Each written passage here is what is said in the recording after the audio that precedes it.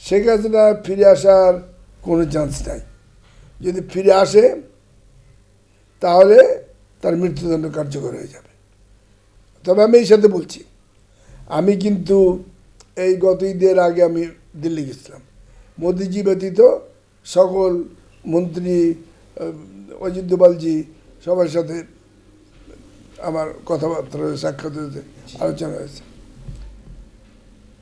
তারা আমাকেই জিজ্ঞেস করেছে যে শেখ হাসিনা কি ফিরে যেতে পারবে। আমি ইম্পসিবল। আমি যে মার্কস, যারা গণহত্যা করেছে, যাদের হাত দু হাত রক্ত ভরে গেছে, তারা কিন্তু পৃথিবীর থেকে, যেসব দেশ থেকে পালিয়ে গেছে আর কোনোদিন ফিরতে পারে নাই। মার্কস ফিরতে পারে নাই, এই খান ফিরতে পারে নাই, হিটলার ক্ষমতা আসতে পারে নাই, মুসলিনী ক্ষমতা আসতে পারে নাই, নমরুদ ফিরাউন ক্ষমতায় ফিরে আসতে পারে নাই। যাদের হাতে গণহত্যার অপরাধ আছে, গণহত্যা রক্তে রঞ্জিত, যে সে আর ক্ষমতায় পুনরায় ফিরে আসতে পারে না। সম্প্রতি রাজনীতি পাড়ায় খুবই আলোচিত ঘটনা আওয়ামী লীগ ফিরে আসা এবং শেখ হাসিনার ফিরে আসা। শেখ হাসিনা ভারত থেকে ডিসেম্বরে ফিরবেন এমনটি ভারতীয় গণমাধ্যমের বরাত দিয়ে জানা যাচ্ছে, এবং দেশের যারা আওয়ামী লীগ সমর্থক আছেন ওনারাও বেশ রেডি আছেন, প্রস্তুতি গ্রহণ করছেন বলে গুঞ্জন উঠেছে যে শেখ হাসিনা ফিরবেন। এই বিষয়ে যদি আপনার কাছে কোনো তথ্য থাকে। জনাব আলী, তোমরা গুঞ্জন নিয়ে এত গুঞ্জন করো না প্লিজ। গুঞ্জন নিয়ে এত মহামারী আকারে গুঞ্জন করো না। আমি আমি বাংলাদেশের মুক্তিযুদ্ধ অফিসারদের প্রেসিডেন্ট, থানা পর্যন্ত আমার অর্গানাইজেশনে আমিও তো যোগাযোগ রাখি, আমার সাথে লোকে যোগাযোগ রাখে। হাসিনা বাংলাদেশকে খাবলে খুঁড়িয়ে নিয়ে যেভাবে নিয়ে চলে গেছে, তুমি বলবা প্রেরণ করেছে, এটা করেছে, এগুলো চমক সৃষ্টির জন্য করেছে। এই যে ঢাকায় ধরে এগুলো করেছে, এগুলোর লোক দেখানোর জন্যে, চমক সৃষ্টির জন্যে। সে যে বলছে ফিরে আসবে, গুঞ্জন ভালো। ফিরে আসলা মাত্রই যে বর্ডার দিয়ে ফিরবে, ওই বর্ডারের যে থানার একটা কনস্টেবল যাবে, হ্যান্ডক্যাপ নিয়ে ওনার হাতে হ্যান্ডক্যাপ পরে দেবে, পরে কোর্টে নিয়ে যাবে, কোর্ট থেকে উনি জেলখানায় চলে যাবে, জেলখানাতে ফাঁসি আছে, ফাঁসি কার্যকর হয়ে যাবে। এত বড় শক্তিশালী এক নেত্রী এবং ওনাকে ফাঁসি দিতে পারবে এই আইন, বাংলাদেশের আইন? এর আগে বাংলাদেশের আইনে এরকম প্রমাণ আছে যে এই ধরনের প্রেসিডেন্ট বা সরকার প্রধান ছিল যে ওনাকে ফাঁসি দেওয়া গেছে? এটা বাস্তবে এ পর্যন্ত এটা হয় নাই, কিন্তু এ পর্যন্ত এমন ঘটনা ঘটে নাই যে একটা সরকার প্রধান পালিয়ে গেছে। সেটা তো ঘটে নাই।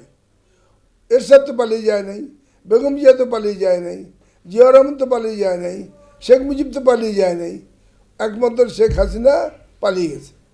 এবং উনি যে পালিয়ে গেছে এটা প্রমাণ করে যে উনি এমন দুর্নীতি করেছে, বাংলাদেশকে খাবলে খুঁড়িয়ে এমন খেয়েছে, রাক্ষস খক্ষসের মধ্যে লুটপাট করেছে যে ওনার এই দেশে থাকার মতো সাহস ছিল না। সাহস থাকবে না কেন? সেই যদি রাজনীতি করে, বেগম জিয়া দেশে ছিল, দুর্নীতি পালায় নাই। কেউ কেউ এমনও বলছেন যে সেই দিন পালানোর দিনেই বা পালানোর পূর্বেই যদি শেখ হাসিনাকে মেরে দিত তাহলে উপযুক্ত হতো। এ বিষয়ে আপনি কি বলবেন?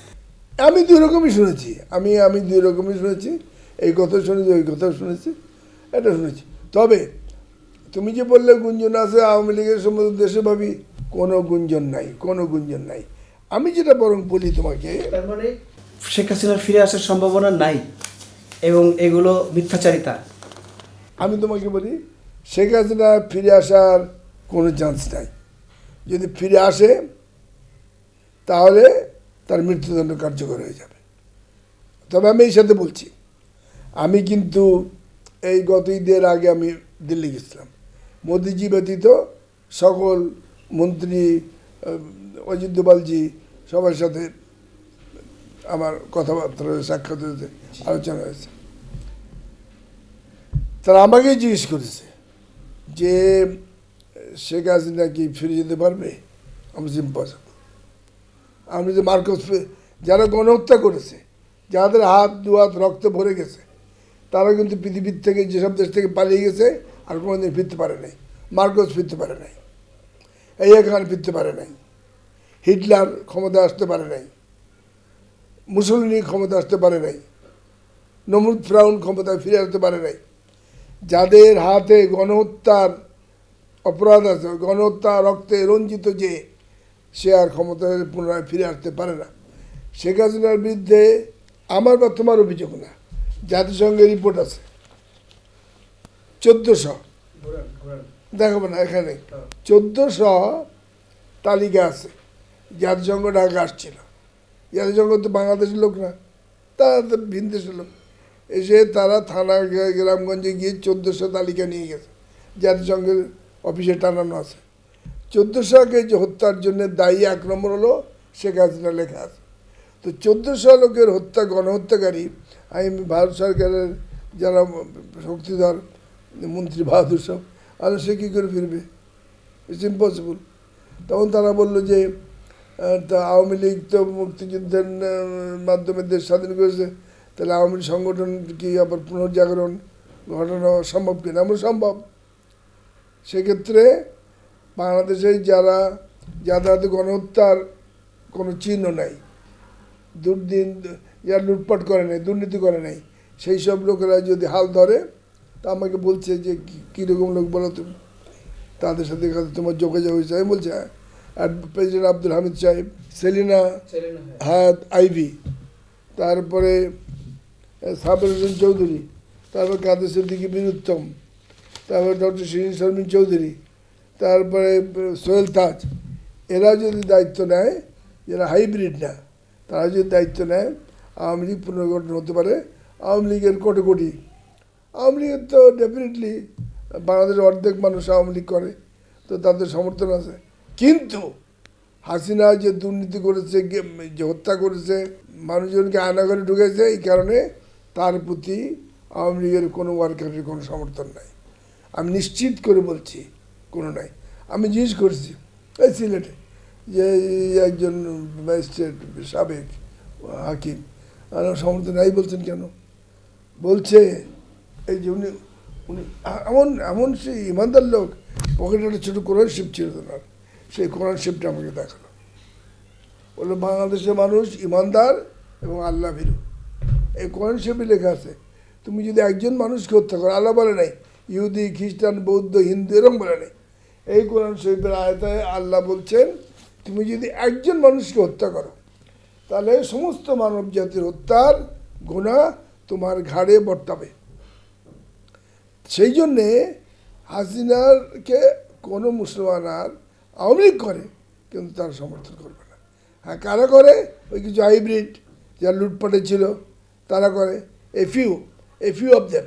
কিন্তু মাস স্কেলে যে আওয়ামী লীগ করে কোটি কোটি মানুষ, তারা হাসিনা আর ওই সেলিম, ওই তার আত্মীয় স্বজন যারা লুটপাট করছে, বাংলাদেশকে খাবড়ে ঘুরে রাক্ষসের মতো খাবড়ে ঘুরে খেয়ে ধ্বংস করেছে, তাদের প্রতি তাদের আর কোনো মায়া নেই, মহব্বত নেই, সমর্থন নেই।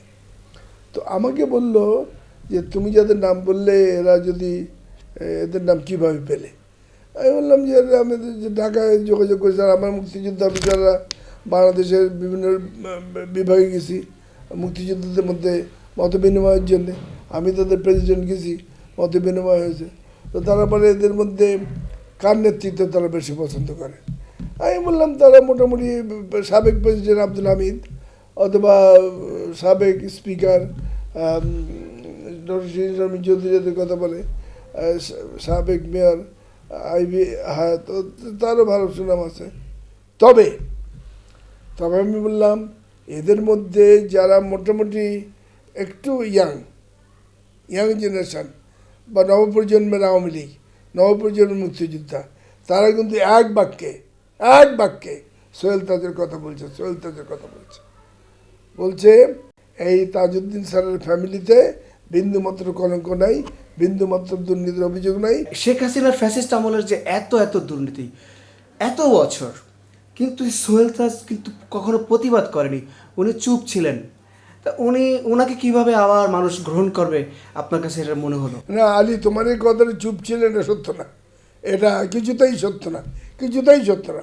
উনি প্রতিবাদ করে এসএল মিনিস্টার হোম মিনিস্ট্রিতে পদত্যাগ করে বিদেশে চলে গেছে। হাসিনা বারবার তাকে ডাক দিয়েছে, প্রত্যাখ্যান করছে এবং সে প্রকাশ্যে বলেছে আপনি দুর্নীতি করছেন। সে প্রত্যক্ষ আমাদের যে পিলখানা হত্যাকাণ্ডের বিষয়েও সে এই হাসিনার বিরুদ্ধে আঙুল তুলেছে যে আপনার ব্যর্থতার জন্য এত অফিসার সব মারা গেছে। ও বিষয়ে আমি বলবো তখন মানে সোহেল তাজের নেতৃত্ব নেওয়ার নট অনলি সোহেল তাজ, এই যে আব্দুল হামিদ বা শিরিন শর্মিন, আইবি বা বীরুত্তম কাদের সিদ্দিকী বা সাবরুদ্দিন, যদি এরা যদি নেতৃত্ব নেয় তাহলে হাসিনা সম্মতি দিবে কি না, যদি না দেয় তাহলে এরা তো নেতৃত্ব নেবে না, এইটা আমি জানলাম। তখন তারা বলল হাসিনা সুস্পষ্টভাবে সিদ্ধান্ত করেছে আওয়ামী লীগের নেতৃত্ব তার থাকবে, তার জায়গায় সে ছেড়ে দেবে তার ছেলেকে অথবা মেয়েকে। এবং সে বলেছে ভারত গভর্নমেন্টকে, সে বলেছে আওয়ামী লীগ আমার বাবার আওয়ামী লীগ, এবং সে বলেছে আমার বাবা দেশ স্বাধীন করেছে, তাই মেড দেম শাট আপ। আমি আর সহ্য করতে পারি নাই। কোথায় এনেছে, কোথায় মিনিস্টার, আমি কি ভয় পাওয়ার লোক নাকি? আমি তো শহীদ দরজা থেকে আসছি। I made them shut up.